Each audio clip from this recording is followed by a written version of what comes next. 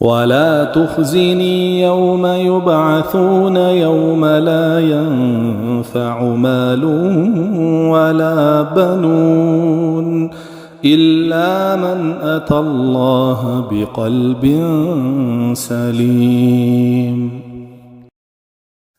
بسم الله الرحمن الرحيم. الحمد لله رب العالمين، الصلاة والسلام على حبيبنا محمد وعلى آله وصحبه أجمعين. نیشانەکانی سەلامەتی دڵ کامانن؟ چۆن بزانین دڵمان سەلامەتە؟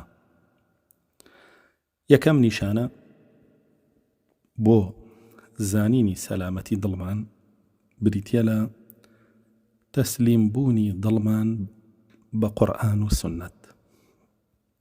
هەر یەک لە ئێمە تەماشای حاڵی خۆی بکە، بزانێ دڵی تەسلیم بووە بە قورئان و سنت یاخود نە. ئەگەر دڵت بە تەواوی تەسلیمی ئەڵڵا و ڕەسوول بووە، تەسلیمی قورئان و سنت بووە، ئەوە سوپاسی ئەڵڵای لەسەر بکە. یەکەمین نیشانە و گەورەترین نیشانە و گرنگترین نیشانەی سەلامەتی دڵتە. ئەگەر دڵی شەمینجە مینجەکە لەگەڵ قورئان و سنەتە، ئەوە بزانە یەکەمین و ئەساسیترین نەخۆشیە کە هاتووەتە ناو دڵتەوە و سەرئەنجام دڵت لە ناو ئەباو ئەیمرێنێ. الله سبحانه وتعالى لقرآن فرمي: ومن أحسن دينا ممن أسلم وجهه لله وهو محسن واتبع ملة إبراهيم حنيفا واتخذ الله إبراهيم خليلا. هیچ کەسێ لەو کەسە دینداریەکەی باشتر نییە کە تەسلیمی ئەڵڵا ئەبێ و کردداری چاکیش ئەکا. کردداری چاکەوەیە کە بەس بۆ ئەڵڵایە و لەسەر سنەتی ڕەسوول الله صلی الله عليه وسلم. و تەسلیم بوون بە ئەڵڵاش تەسلیم بوونە بە ئەڵڵا و ڕەسوولەکەی، تەسلیم بوونە بە قورئان و سنت. ومن يسلم وجهه إلى الله وهو محسن فقد استمسك بالعروة الوثقى. هەر کەسێ خۆی تەسلیمی ئەڵڵا بکە و دڵیشی پڕ بێ لە ئیمان بە ئەڵڵا و ڕەسوولەکەی، ئەوە ئەو کەسە شایەتومانەکەی لێ وەرەگیرێ، چونکە عروة الوثقى لێرەیە مەبەستی پێی شایەتومانە. وأن هذا صراطي مستقيما فاتبعوه ولا تتبعوا السبل فتفرق بكم عن سبيله ذلكم وصاكم به لعلكم تتقون. ئەوە ڕێبازە ڕاستەکەی ئەڵڵایە، کتاب و سنت، کە لادان لی گومڕاییە. چونکە ڕەسوول الله صلى الله عليه وسلم: تركت فيكم ما إن تمسكتم بهما لن تضلوا بعدي أبدا. ئەوها فەرمێ دووشتم تیا بەجێشتون دەستی پێوە بگرن گومڕا نابن. کاوە صراط المستقيمة چی و چی؟ كتاب الله وسنتي. والله سبحانه وتعالى أفرمي: ئەوە ڕێبازە ڕاستەکەی منەوە کتاب و سنەتە، دەستی پێوە بگرن و لەسەری بڕۆن، شوێن ڕێگۆشکەکانی چواردەوری مەکەون کە ڕێگای گومڕایی و سەر لە شێواوین و هەرێکی شەیطانێکی لەسەرە. شوێنی مەکەون چونکە لاتانەدا لە ڕێگا ڕاستەکە. ئەوە ئامۆژگاری ئەڵڵایە بۆ ئێوە، بەڵکو ئێوە ببنە کەسانێکی متەقی. يا أيها الذين آمنوا أطيعوا الله ورسوله ولا تولوا عنه وأنتم تسمعون.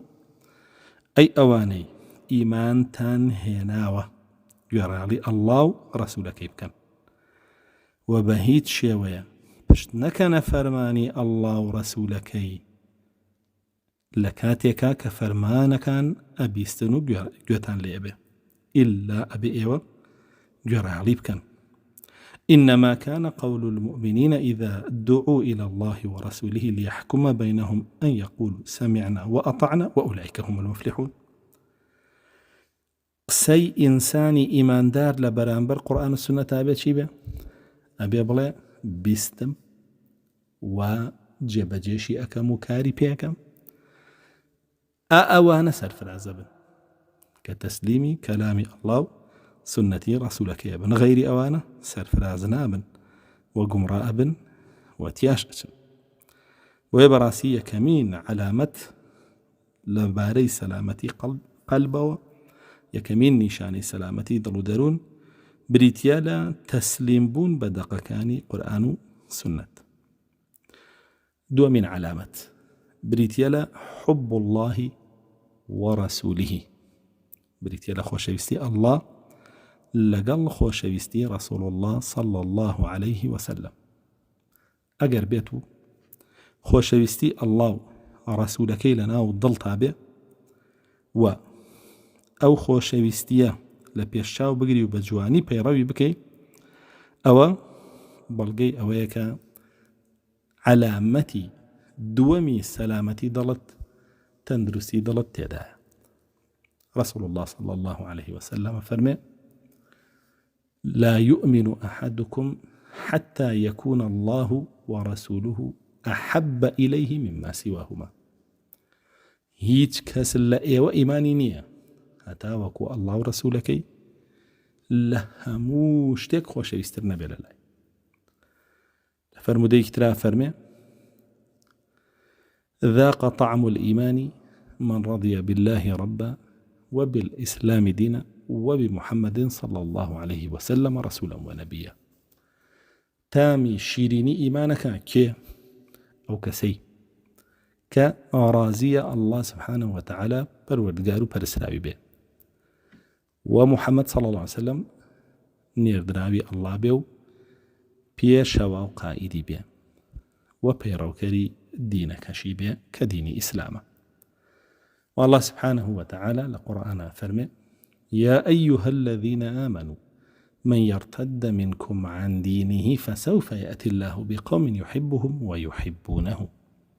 أي أواني إيمان تانهناو هركز لأيوة لدينكي پاشگەز بێتەوە ئەوە الله سبحانه وتعالى ئەو دڵ نەخۆشانەی لە دینەکان پاشگەز بوونەتەوە لە ناویانە بە کەسانێکی ترەهێنێ کە ئەڵڵایان خۆشەوێ و الله سبحانه وتعالى وانی خۆشەوێ.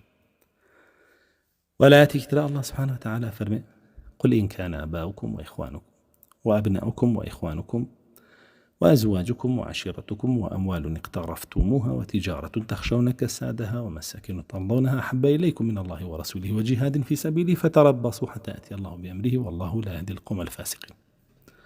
ئەگەر ئێوە باو باپیرانتان و براتان و کوڕ و کچتان و ژن و هاوسەرتان و عشیرەت و هۆستان و ئەمانە لە ئینسانەکانە پێنج دانن زائیدە نەم سیانەی تریش لە ماڵ و سەروەت و سامانە کە بریتین لە چی؟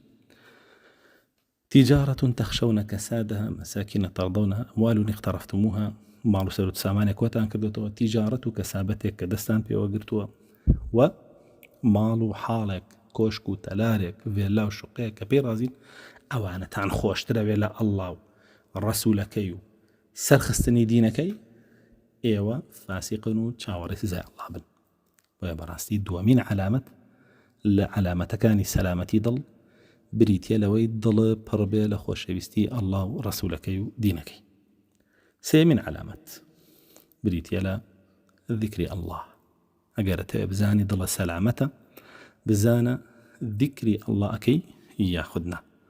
خۆگەر ذیکری ئەڵڵا ناکەی پەنا بە ئەڵڵا، ئەو معنایەوەیە خۆشەویستی ئەڵڵا سبحانه وتعالى لە دڵ و دەروونتا بوونی هەر نییە. بۆیە بەڕاستی من أحب شيئا أكثر من ذكره، هەر کەسێ هەر شتێکی خۆش بوێ زۆر ذیکری ئەکا. الله سبحانه وتعالى فرمي: يا أيها الذين آمنوا اذكروا الله ذكرا كثيرا وسبحوه بكرة وأصيلا. أيوان إيمانتان هناوە ذیکری ئەڵڵا زۆر بکەن و لە بەیانیان و ئێوارانە ئێوە بەردەوام تسبیحاتی ئەڵڵا بکەن سبحانه وتعالى. والذاكرين الله كثيرا والذاكرات أعد الله لهم مغفرة وأجرا عظيما. أواني كذكري الله زوركا لنيرو لمي الله سبحانه وتعالى بعد أشتكي زوري بودانا وليش يعني خوش به. والله سبحانه وتعالى فرمي: الذين آمنوا وتطمئن قلوبهم بذكر الله. أواني إيمان دارن ضليان آسودابه بذكري الله شكا الله يعني لها مشتيه زياتر خوشه. والله مواني كافرن ئەوە دڵیان بەغێری ئەڵڵا خۆشە بێ، بەئەنسی خواردنیان بۆ بکە، خواردنیان لە ئەڵڵا خۆشترێ، دڵیان خۆشە بێ پێی.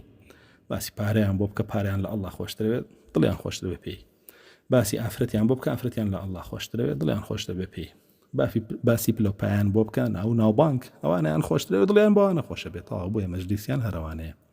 باسی ئەڵڵا باسی دینەکەی ئەڵڵا باسی رسول الله صلی الله عليه وسلم نابینی لە مەجلیسیانە.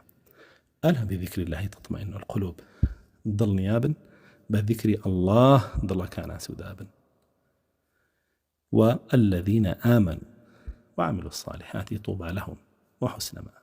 أمانة أشنا بهشتوا بهوي ذكر الله زوركا والله لها مشتيا خوش تلوي بويا أجر بردوام ذكر الله كي ضل خوش به بويك علامتي سامي شتيا لا علامة كاني سلامتي ضل. علامتي شوارم التألم بالذنب، خفت خواردن بتاوان بێتاقەت بوون بە تاوان ئەوانەی کە دڵیان سەلامەتە هەر کاتێک تاوانێکیان توش ببێ یاخود نزیک ببنەوە لە تاوانێ زۆر خەفەتی پێخۆن زۆر بێتاقەتە من پێی عەزیێت بە دڵیانەگا ئێش ئەچێتە ناو دڵیانەوە تووشی نەدەم ئەبن. رسول الله صلى الله عليه وسلم فەرمێ نەدەم و تەوبە. ندم يعني تألم القلب والشعور باستحقاق العقوبة.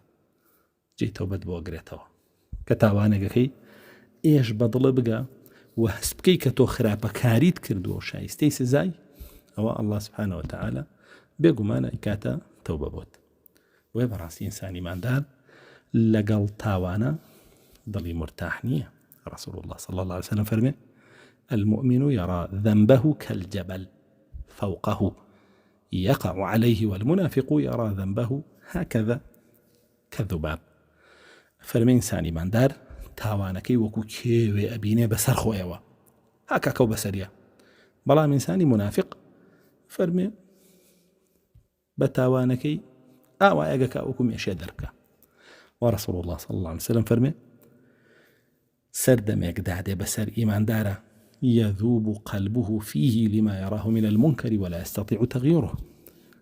دڵ ئیماندار خەریکە ئەتوێتەوە لەبەر ئەوەی تاوان ئەبینێ نەک خۆی بیکە ئەی بینێ ناتوانێ بیگۆڕێ بۆ ئاگادار بە.